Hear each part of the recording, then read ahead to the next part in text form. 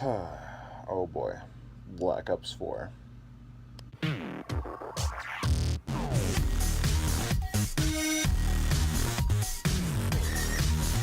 Hey guys, Moonwake534 here. Welcome back to the channel.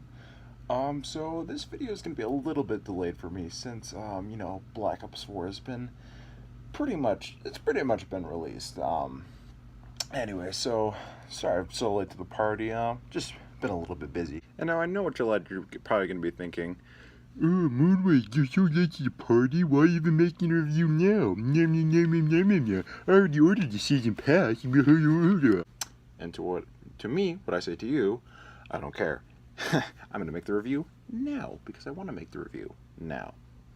Anyway, so today in this video, we're going to be discussing Call of Duty Black Ops 4. Oh man, where do I even begin? I mean, just the title of the game, Black Ops 4. Man, that sure rolls off the tongue, doesn't it? Oh man. Did they really need to do that? Did they need to squeeze out just one more in the series? You know, Black Ops 4. I mean, think about it. We used to have one, now we got two, now we got three, now we got four. Oh my god. Oh man. I'm not gonna waste any of your time with any of that other stuff. We're gonna get right into this review. Starting with all the negatives. I mean, okay, just hopping into the loading screen. Look how goofy this loading screen is. I mean, it's they were going for a boots on the ground modern military shooter, and then we get this. I mean, it honestly makes me laugh every time I look at it.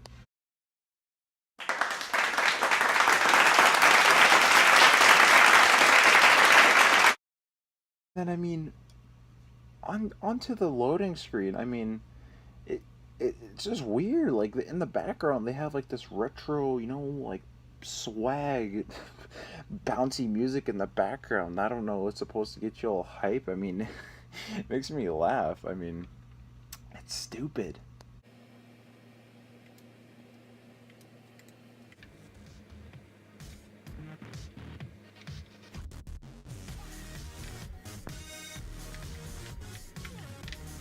And also another thing that they did with the interface, instead of it just having like, like the traditional like 3 buttons where you'd go campaign, I'll get to that in a little bit, multiplayer, and then zombies, they have this new like mouse thing that you have to manually rotate, which can be kind of annoying because I didn't see any like sensitivity settings on there, because I'll move my joystick a little to the left and go pew all the way to the right of the screen. I'm like, oh, well, where'd that go? So now I have to just barely tap it down so that way I can finally click on the multiplayer, which, by the other way, is basically all this game is, just a multiplayer shooter. Hopping into the multiplayer, you're greeted with this.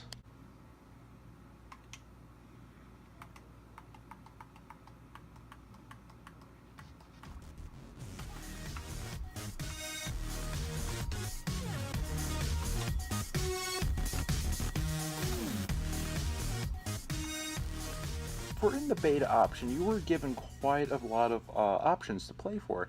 I think there was like Team Deathmatch, Domination, Search and Destroy, and like a couple new game modes. One game mode, it kind of reminded me of Counter-Strike. It was 2 teams of 5, which, I mean, that's all the multiplayer is now. It's just 2 teams of 5. We'll get to that in a little bit, but basically it's 2 teams of 5, you have 1 life.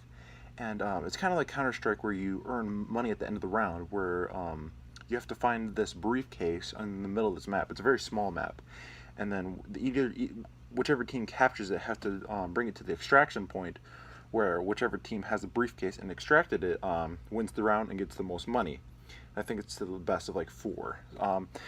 That was fun. I mean, there's some kind of tryhards already in the beta, so I can only imagine what it's going to be like when the game fully releases. Anyway, so I mean, that one was okay. I mean, they had a pretty solid selection of the games, but I mean, they really posted the only games that people were going to be playing anyway. Like, who honestly will go to Call of Duty and say, "Oh boy, I want to play some Capture the Flag today. Oh yeah, man, let's play some Capture the Flag."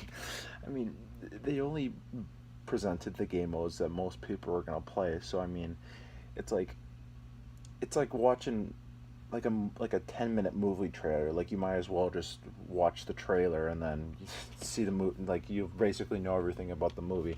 That's basically what this beta kind of did, which to me kind of ruined it because in the beta you're supposed to give like little sneak peeks, like little little little samplers where if the audience enjoys it, then they're going to be like, oh man, I want more of this. I want the full picture.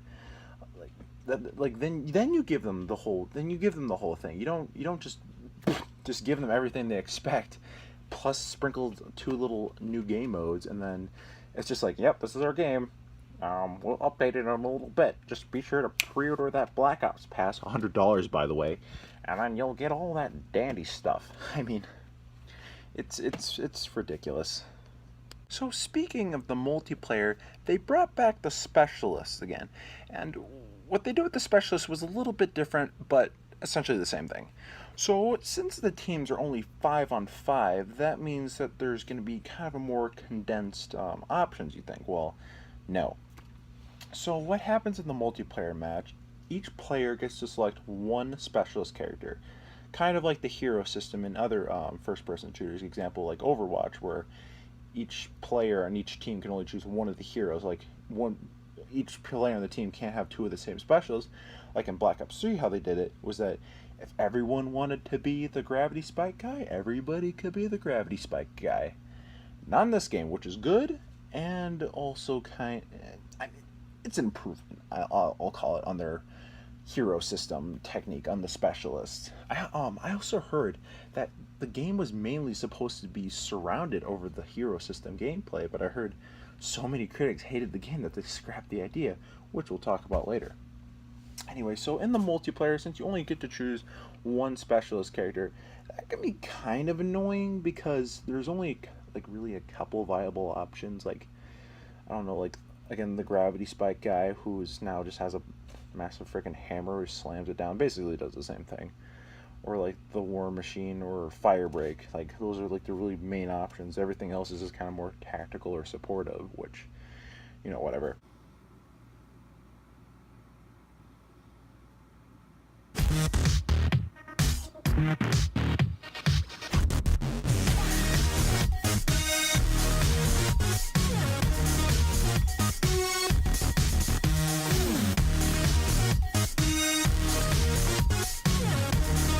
I mean, so going back on the specialists, like they must really think we like these characters. Like just a couple days ago, I got an email getting free access to 3 comic books about 3 of possibly 10 comic books about these specialist characters.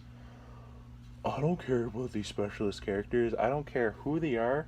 I don't care their background story. They're not interesting characters to me. I mean, they're just like KIA, Matt Down. I mean, they're kind of goofy. They're trying to be so serious that it's funny to me. Like the couple comics I got, they were pretty lame. Like the only really good one was like, what's his name, Prophet, the cyborg guy who like enhanced his eyes or whatever, the Skolishman or whatever. Like he had a pretty, I don't know, interesting backstory. I mean, he fought the Reaper from Black Ops 3, which was pretty neat. But I mean, like, I don't care about these characters. Like, I don't understand why they made a prequel to the characters in Black Ops 3. I mean, they're the same characters. Like, 90% of them are the same. They do pretty much the exact same thing, except not as advanced. Like, the gravity spike guy still has the gravity spike, but instead of the super fast boost, now he just has now he has a grappling hook, which copied off Titanfall anyway. But anyway, but like they do basically the exact same thing. Like War Machine still has the War Machine, which is called like, wow, you're pretty original, Treyarch. And then they have Firebreak still has his flamethrower. Seraph still has hers revolver.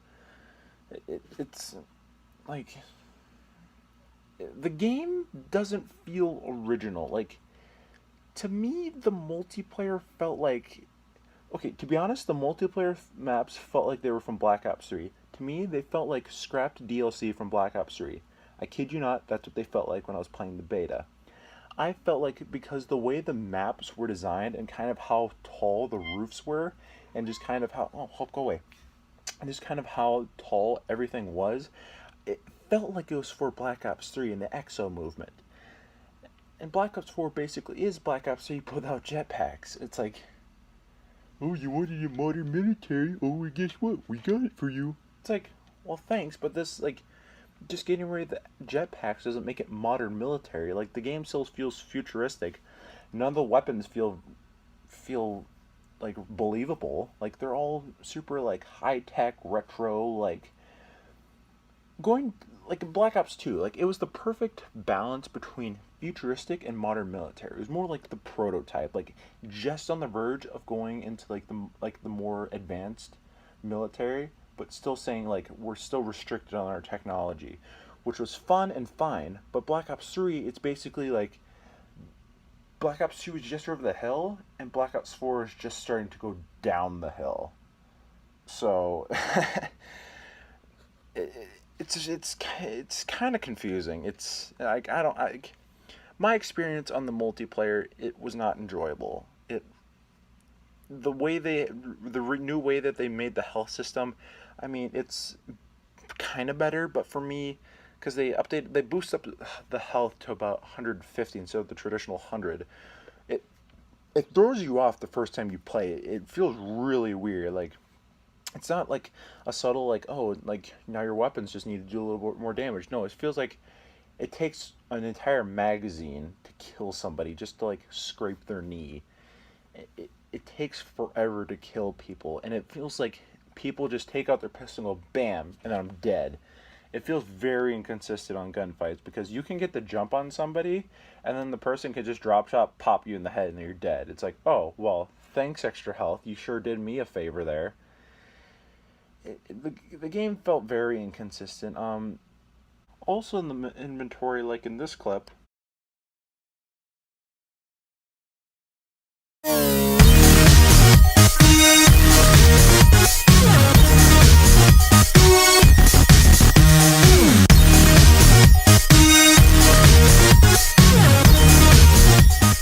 the interface, it's so tiny. Like, I feel like I need microscopes to see what my text is reading. It's so small and it's so unorganized. Like, all of your classes are just bunched up into one massive line, and it's just like kind of in the middle somewhere. There's like restricted classes, which you're not high enough level, but you have your base classes over here, your needed to be ranked up classes over here, and then your custom classes over here, all on the same line. Like, it's not a smooth transition. Like, if you want to switch a gun, like before you die, like you have to go to your pause menu. You go to your pause menu, and then you look down, and then why is it even down? And then you look down, and then your gun, the gun is massive. Okay, like, so you know which gun you're getting. But like everything else is so small. Like the secondaries, the grenades, the tactical, your perks, everything is so small. The text is so small. Like, I don't know what this gun is called. It looks kind of like an AK-47, but it's called the. Hold on, let me get my glasses here. It's called the DC LXR 50 caliber X4 D3 disintegrator. Oh, well, that's neat. I wish I could have seen that, so I didn't need to get up so close. It's really weird. And also, like, on the guns, like the way the ammo count is, like, just put down like 30 bullets in the mag and then 100 in reserve. Don't try to be fancy where you have magazine, magazine, magazine, magazine, and then you're just like, okay, well, I have one magazine full, I think a half one full, I think another one half one full, and then hold on, I gotta get my glasses. You see, like like you're so busy looking so closely at all your interfaces that it takes away from the combat. Like, you have to like whip out your reading glasses and then just inspect everything, which I hope. I mean, it is just a beta, but I sure hope they possibly enlarge the text. It's also a problem that Infinite Warfare had. The text was so freaking small that you couldn't see anything.